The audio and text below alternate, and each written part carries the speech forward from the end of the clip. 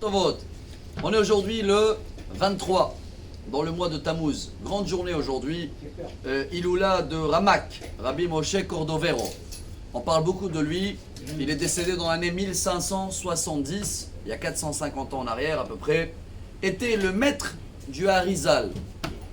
Était également l'élève du Rabbi Yosef Karo, le Shulchan Aruch. Était le beau-frère de Rabbi Shlomo El-Kabetz, vous le connaissez, de l'Echadodi.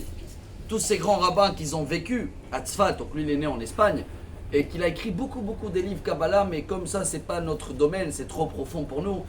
Il a écrit aussi beaucoup des livres de morale, moralité, de Moussar, qu'aujourd'hui, pendant ces 3 semaines, où on doit rajouter beaucoup d'amour gratuit, parce que justement on a l'habitude, j'essaye d'être très lié à Rabbi Moshe Cordovero et d'aller chaque fois qu'on a la possibilité à Tzfat.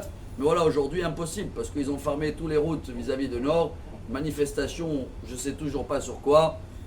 Des fois ils s'appellent les gilets jaunes, des fois les gilets blancs.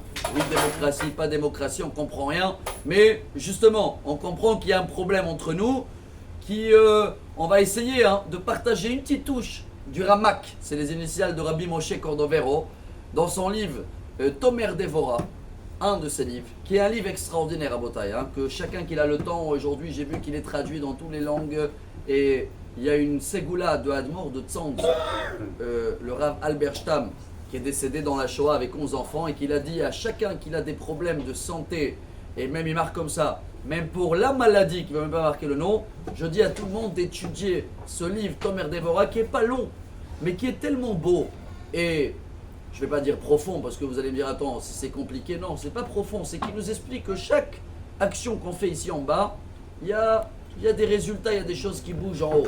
Et on est venu pour une mission ici. Raouya Adam le Idamot le Kono. On est venu pour être à l'image de Dieu. Vous allez me dire, c'est quoi l'image de Dieu? Alors le livre est basé sur les 13 attributs d'Hachem.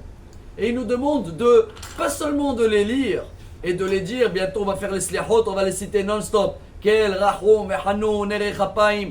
Alors il nous apprend de être comme ça avec notre entourage. Premier exemple pour aujourd'hui, voilà le message. C'est quoi Kel, Rachom, Hanoun? On dit Rachom, Hanoun. Alors il amène que Dieu il a une patience énorme. Vous savez que le voleur, avant qu'il va voler, il prie à Dieu qui va l'aider. Dieu, il pouvait le faire sécher la main. Il avait déjà fait ça avec Yerovam, un des rois, qu'il a dit, Dieu, tu peux m'arrêter? Dieu, il a arrêté avant qu'il allait faire des péchés. Mais pas seulement Dieu, il n'arrête pas. Il le laisse avec la main voler, il va même le donner de la parnassa et de la santé dans la même main.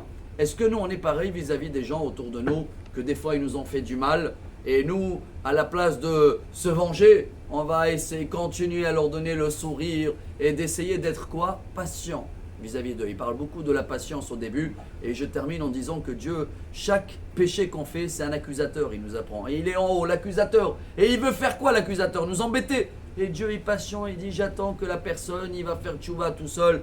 Donc Dieu, il encaisse en haut je ne sais pas combien chacun il a des péchés, mais j'espère pas beaucoup des accusateurs, que Dieu, il les tient. Et il dit, j'ai de la patience. Est-ce que nous, on a aussi la même patience vis-à-vis de notre entourage? Sinon, c'est aujourd'hui d'améliorer un petit peu ces points-là. Et comme ça, Bezrat Hashem, ces journées-là vont devenir Sasson Vesimcha. Excellente journée, Amar Rabbi Lazar.